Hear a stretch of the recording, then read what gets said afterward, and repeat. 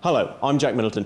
Now I'm going to be talking to you this week about narratives. Now, not narratives within stories or films like Star Wars, which comes out this week and I'm super excited about it, but that's important. That comes back later, I promise. Now I'm talking to you about narratives in the world around us, the real world. Narratives that could be used to persuade ideologies but used by the media to further certain agendas. For example, the refugee crisis, the Paris attacks, the knifing on the London Underground, the shooting in California, which was done by legally bought guns, by the way. They can all be used to further the narrative of ISIS. For example, the shooting at a Colorado abortion clinic, which killed 3 innocent people. People are calling this guy a Christian terrorist because he was a Christian, when in fact people need to detach themselves from larger things around a person.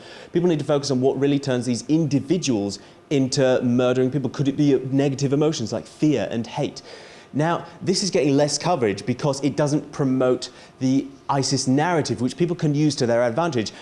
For example, one man in particular. Donald J. Trump is calling for a total and complete shutdown of Muslims entering the United States until our country's representatives can figure out what the hell is going on? What the hell is going on? I'll tell you what's going on. It's a very complicated set of events that started decades ago, which has resulted in the very poor people resorting to guerrilla warfare tactics. And a lot of it's got to do with foreign American intervention. We're going to have to figure it out. We have to figure it out. We can't live like this.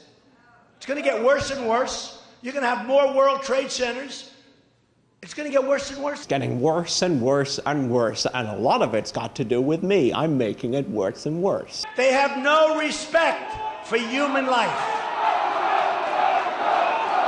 Hey, do they even know what they're cheering for? Half the time this guy doesn't even make any sense. Now the Pentagon is saying that this rhetoric from Donald Trump is bolstering the ISIL narrative, and it is. This whole what the hell is going on, this fear that he's creating around foreign Muslims and Muslims in general is playing right into ISIS's hands, because that's what they want. That's what terrorism is all about, creating fear. And the more fear around it, the more people will go and join ISIS, because they need more people. That's what they want. They're playing right into their hands. Do you have a database system that tracks the Muslims here in this country? There should be a lot of systems beyond database. I mean, we should have a lot of systems. And today you can do it. Trump didn't suggest this registration system. The reporter sort of brought that up to him. But the one important thing that occurred as well was that he didn't deny it. In fact, he built upon it. Right now, we have to have a border, we have to have strength, we have to have a wall, and we cannot let what's happening to this country happen in the world. A strength, a wall, a Superman. It's half the time this guy is just saying things. That's nice. I mean, do you go to mosques and sign these people up into the system? Different places.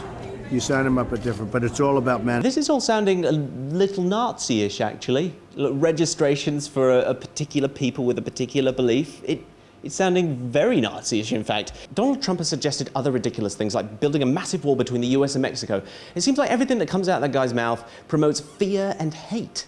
Now, which brings me right back to Star Wars. I told you it would come back.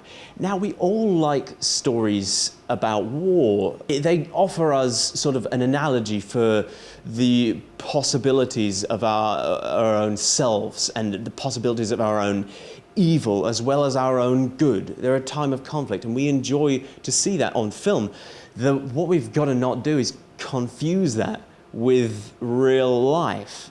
Don't let yourself get fooled into thinking it's really simple. Things like this are very, very complicated and can't be explained in a simple narrative. And to promote those narratives is a sort of a negative approach. You've got to analyze individual situations. You can't just fix it by shutting a certain people out and vilifying a certain group of people. That's too simple. It's not like this person's good because I said, and this person's bad because I said they are. It's not like Star Wars where there's a light side and a dark side. So when you do go and see Star Wars on the 17th, and hopefully it'll be a great film, enjoy that. But then when you come out, detach yourself from the explosions and the spaceships and the quick decision making and the fast developing plot line. Heroes and villains, it's not that simple. You've got to analyze further into situations, and as we all know, negative emotions like fear and hate automatically lead to the dark side. So with that, I'm Jack Middleton. May the force be with you.